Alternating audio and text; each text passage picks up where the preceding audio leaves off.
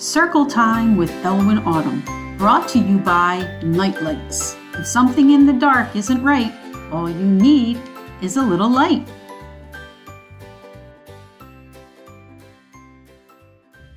Hey there, readers. Welcome to Circle Time. Today, we are going to read a book called Kamyla Chung and the Creepy-Crawlies. Kamyla Chung and the Creepy-Crawlies is a realistic fiction book. Now, realistic fiction is a made-up story of something that could happen in real life. And while we read today, we're going to focus on one key detail.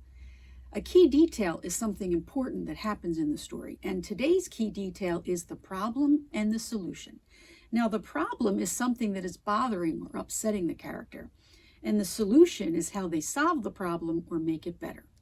Good readers know the problem and the solution in the story because it helps them to understand the story better.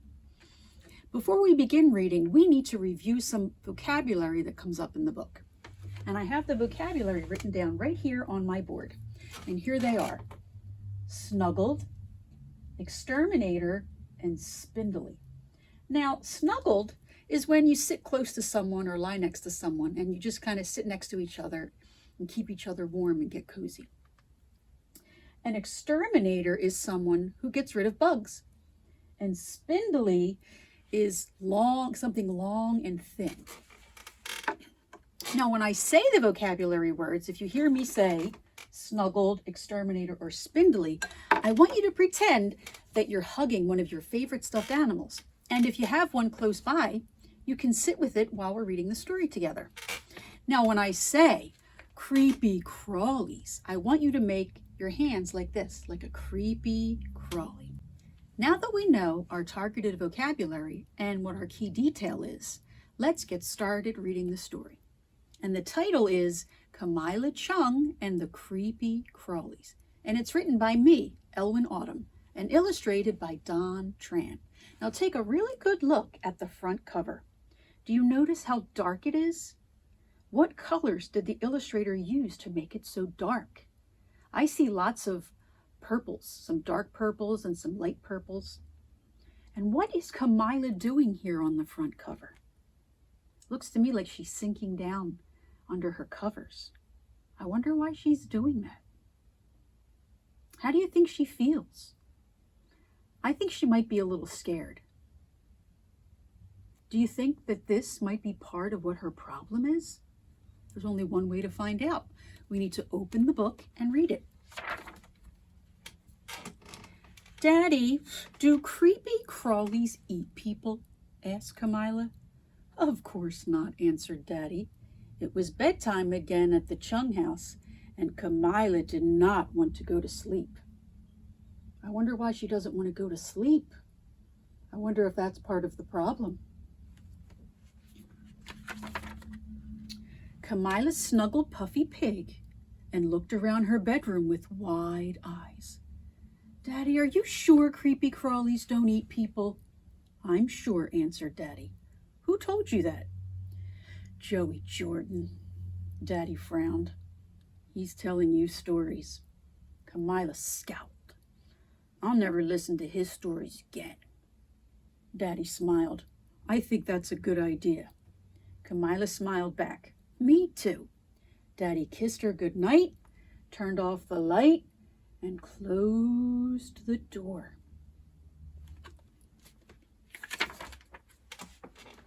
Kamilah snuggled Puffy Pig and looked around her dark bedroom. She froze. A giant shadow was on her wall. It had 2 long tentacles on its big head, a large belly, and too many arms. Creepy-crawlies, she gasped, sinking down into her mattress. Kamilah yanked the covers over her head and didn't move. She was too frightened to run to Daddy's lap or to call for help. Maybe if she stayed like this, the creepy-crawly would go away. Kamilah slowly pulled the covers down under her eyes and took a quick peek around her room. The creepy-crawly was still there, watching her. How was she going to get rid of it? She curled up under the covers and laid there for a long, long time before falling asleep without an answer. How do you think Kamyla Chung will get rid of the Creepy-Crawlies?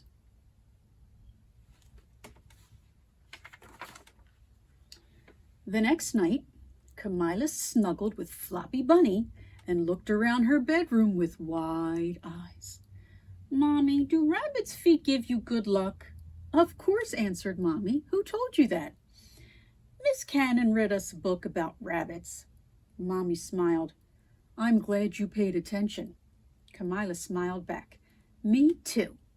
Mommy kissed her goodnight, turned off the light, and closed the door.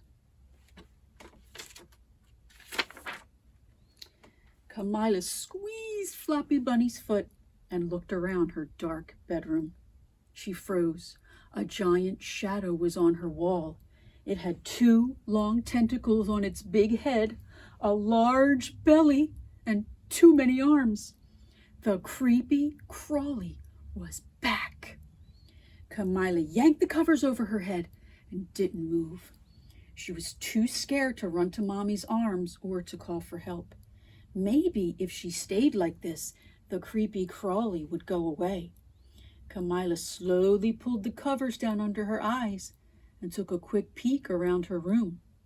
The Creepy-Crawly was still there, watching her.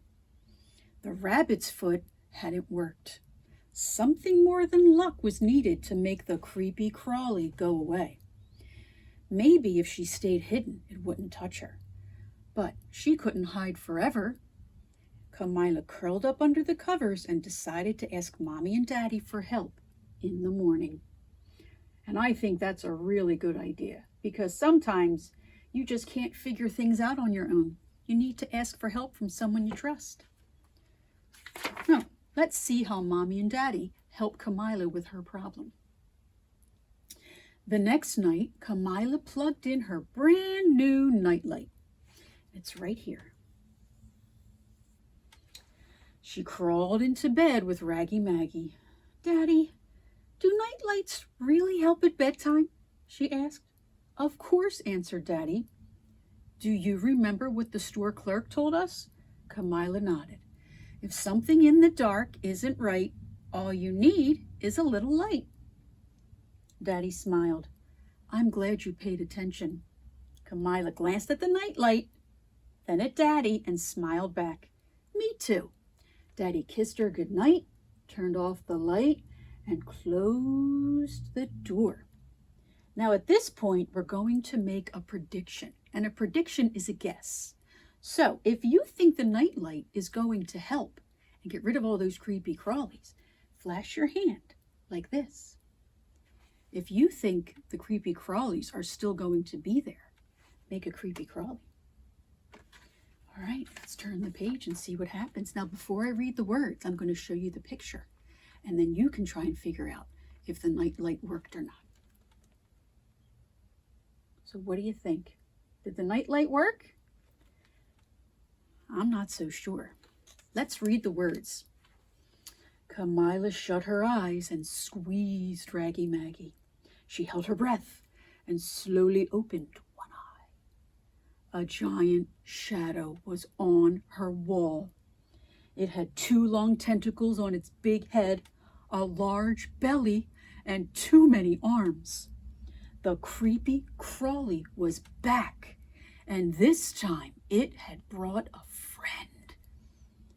The second Creepy-Crawly had gigantic legs that stretched all the way down another wall and across the floor. The legs were almost touching her bed and getting closer every second. "Mommy! Daddy!" Kamilah screamed. Mommy and Daddy burst into her room. Mommy held her close. "What's wrong?" Daddy asked, stroking her hair. "There are Creepy-Crawlies in here," Kamilah cried. "Where?" Daddy asked. Kamilah pointed to the walls where the Creepy-Crawlies lived. Mommy stared at the walls. "You'll have to sleep with us tonight," she said. "And tomorrow we'll call the exterminator," Daddy added. "What's an exterminator?" Kamilah asked. A person who gets rid of creepy crawlies, Daddy replied.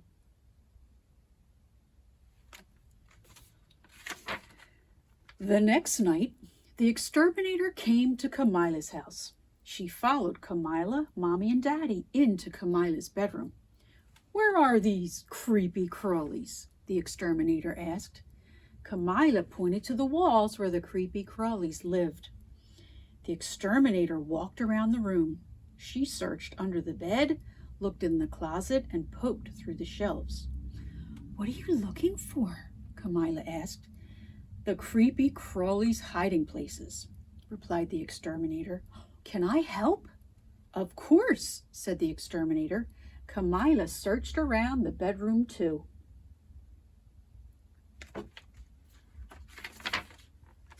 The exterminator scrunched up her eyes and her nose and sniffed. Why are you doing that? Kamilah asked. I'm trying to sniff them out, the exterminator replied. Kamilah scrunched up her eyes and her nose and sniffed too. Can you do that? Can you scrunch up your eyes and your nose and give a big... Oh, I get it, the exterminator said. I think I found a creepy crawly. She picked up the spider plant on Kamilah's windowsill. Kamilah giggled. That's a plant. The exterminator smiled. Sure it is when the lights are on. Watch what happens when the lights go out. She put the plant back down. Kamilah grabbed her parents' hands. The exterminator turned off the light. They stared at the walls. Long, spindly arms reached for them. Kamilah looked from the spider plant to the shadow on her wall. Kamilah waved her hand in front of the spider plant and wiggled her fingers. She pretended to tickle the spider plant shadow and laughed at how silly it looked. Mommy, Daddy, and the exterminator laughed too. Now that she knew the creepy crawly was only the spider plant shadow, Kamilah wasn't afraid anymore.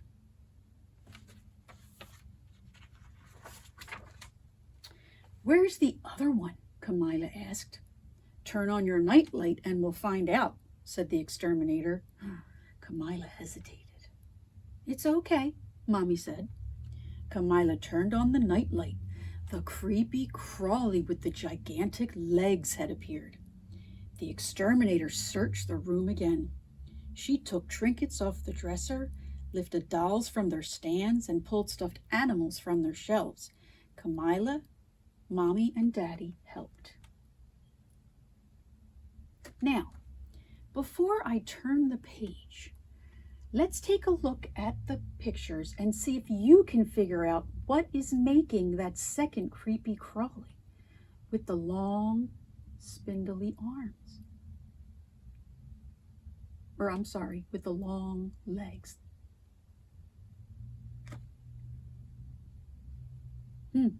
Well, let's turn the page and see if you were correct. Kamilah looked at Fuzzy Frog, who was hanging from her headboard. She picked him up. The second creepy crawly disappeared. I found it, Kamilah cried triumphantly. Mommy and Daddy smiled. All the creepy crawlies are gone. My work is done here, said the exterminator. Kamilah scooched over on her tummy and carefully peeked under her bed. Then she looked up at the exterminator and with a shiver said, Can you get rid of monsters too? Is there really a monster under Kamilah's bed? No. She's using her overactive imagination. And that's the end of the story. And at the end of the story, I like to do a 2-finger clap. Now that the story's over, let's answer some questions. What was the title of the book? Do you remember? Let me go back and show you the front cover, because good readers go back and look in the book for the answers if they need them. So the title is Kamyla Chung and the Creepy-Crawlies. What's the next question? What was Kamilah's problem? Do you know? Do you remember? It was she had creepy-crawlies on her walls. How did she solve those problems? Do you remember? First, she used Floppy Bunny. Remember, she was hoping the rabbit's foot would give her luck, but it didn't work, did it? Then her parents got her the Nightlight, but that didn't work either. It made it kind of worse, right? Instead of one creepy-crawly, there were two. And then in the end, they finally got the exterminator, and the exterminator helped them solve the problem. Do you remember what two objects in Kamilah's bedroom were making the creepy-crawlies?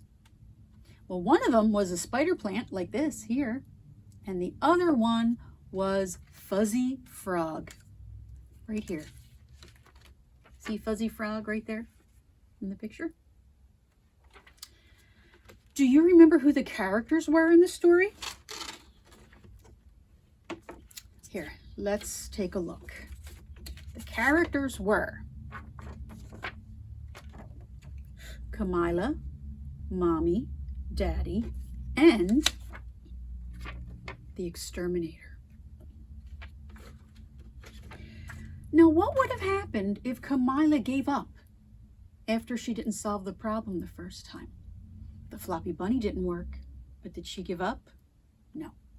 The Nightlight didn't work, but did she give up? No, she didn't. She asked for help, and then her mommy and daddy got the exterminator. So if she didn't ask for help, she would probably still have creepy-crawlies on her wall. And now here's my last question. What scares you? And what can you do to help deal with your fears? When I'm scared or something's bothering me, I usually talk to my mom or my husband. And now that my kids are grown, sometimes I talk to them about it. Let's recap what we learned today. We read Kamyla Chung and the Creepy-Crawlies, and we learned 3 vocabulary words: snuggled, exterminator, and spindly. And we also focused on one key detail: the problem and the solution. The problem is something that's bothering the character, and the solution is how they solve it or make it go away. And good readers know the problem and the solution because it helps them to understand the book better. I hope you had a really nice circle time. See you next time. Bye. For more videos like this one, just click the subscribe button below.